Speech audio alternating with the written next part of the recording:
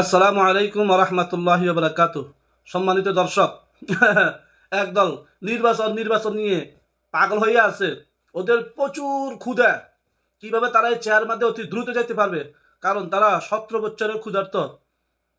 ওনাদের নেতা খেতা সবার মুখে শুধু নির্বাচন নির্বাচন। তারও এক নেতার মুখে, যিনি তারেক জিয়ার উপদেষ্টা মাহাদি, ওইখানের মধ্যে নির্বাচন নিয়ে আলোচনা করতে আছে। তার মুখের উপর জবাব দিয়ে দিছে হাসনাত আবদুল্লাহ ভাই। আপনারা ফুল ভিডিও দেখেন।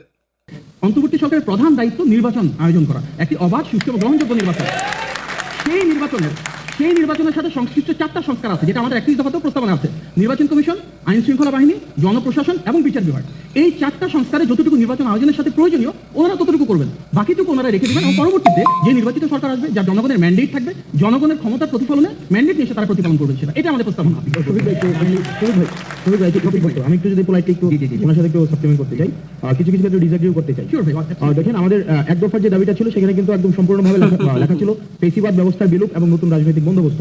দেখেন, আমরা যদি আবার একটা, এখানে আমার ছাত্র দলের অনেক ভাইরা আছেন, আমি তাদেরকে অনেককে আমি ক্যাম্পাস লাইফ থেকে আমি লোকেট করতে পারি তাদেরকে। তো দেখেন, আমরা যখন এই যে বলা হচ্ছে যে সংস্কারের মূল প্রবর্তক হচ্ছে তারেক জিয়া সাহেব, তো দেখেন, এবং জুলাই বলা হয়েছে, গত বছরের জুলাই 31 দফা দাবি দেওয়া হয়েছে। কিন্তু আমরা যদি 28 অক্টোবরের যে ঢাকার যে কর্মসূচিটি যদি আমরা দেখতে চাই, সেই কর্মসূচিটি যদি আপনি অ্যানালিসিস করেন, তাহলে দেখবেন সেইখানটায় কিন্তু আমরা সফল হইনি। আমরা সেখানে কিন্তু সফল হইনি, এবং সেখানে সমাজের যত ধরনের মানুষ রয়েছে, সমাজের সব ক্লাসের মানুষ কিন্তু সেখানে অংশগ্রহণ করেনি। আজকে এই সারিতে কিছু ছেলে ছিল, তাদের বয়স হয়তো 12 বছর, 14 বছর, 18 বছর। ওই ছেলেটা আগামী নির্বাচনে ভোট দিবে না। আমাদের একটা কথা মাথায় রাখতে হবে, শুধুমাত্র একটি ভোটের অধিকারের জন্য এই গণঅভ্যুত্থানটি হয়নি। শুধুমাত্র একটি ভোটের অধিকারের জন্য যে শুধুমাত্র আমি ভোট দিব। দেখেন, বিদ্যমান রাজনৈতিক কাঠামোটি রেখে পরবর্তীতে আমরা যতই নির্বাচন দেই না কেন, সেই নির্বাচনের গ্রহণযোগ্যতা কিন্তু থাকবে না। এবং এই জিনিসটি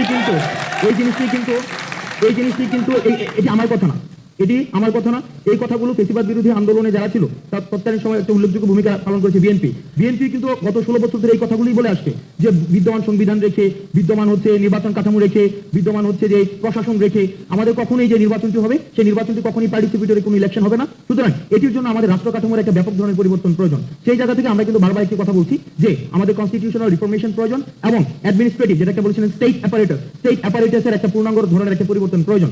দেখেন, আমরা যারা নির্বাচিত সরকারের প্রতি আমাদের আস্থা আছে, কিন্তু আমরা প্রতারিত হয়েছি ইতিহাসের প্রতিটি পর্যায়ে।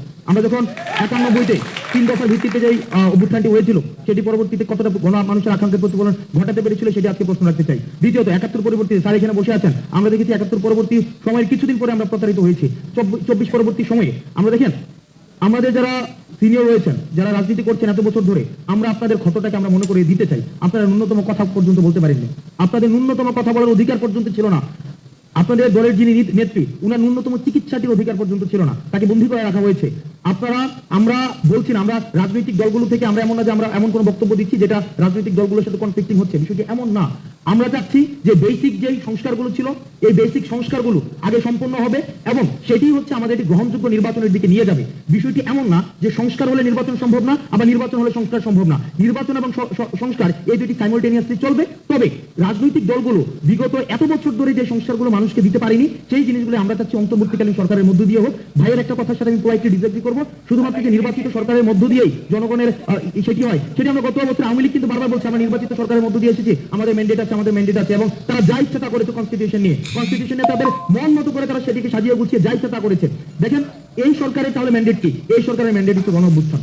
এই গণঅভ্যুত্থান দিয়ে এই সরকার ম্যান্ডেট লাভ করেছে, এবং আমরা চাই যাতে করে বিএনপি যারা এত বছর ধরে নির্যাতিত হয়েছে, জামাতকে ডিহিউম্যানাইজ করা হয়েছে, অন্যান্য যারা ফেসিবাদ বিরোধী যে রাজনৈতিক দলগুলো রয়েছে, তারা যখন নির্বাচনের মধ্য দিয়ে তারা যখন আবার ক্ষমতায় আসবে, তাদের জন্য আর ফেসিবাদী কোনো ধরনের শক্তি হয়ে না উঠতে হয়, এবং আবার যেন ফেসিবাদের কবলে না পড়তে হয়, সেটির কাজই হচ্ছে অন্তর্বর্তীকালীন সরকার করবে। আমি কি বলতে পারবো? আমরা নির্বাচন চাই না, আমরা দেশের সংস্কার চাই। নির্বাচনের জন্য আমাদের ভাইরা শহীদ হয় নাই, আমাদের ভাইরা রক্ত দেয় নাই। আমরা দেশের সংস্কার চাই। আমরা চাই না শেখ হাসিনার মতন ওনারাও আবার স্বৈরাচার রূপে ফিরে আসুক। যদিও আসে, আগে যত লেংটি কাপড় নিয়ে পালাইতে পারছে, পরেরজন যারা আসবে আগে লেংটি কাপড় খুলে রাখা হবে। ভিডিওটি যদি ভালো লাগে সবাই লাইক, কমেন্ট, শেয়ার করবেন।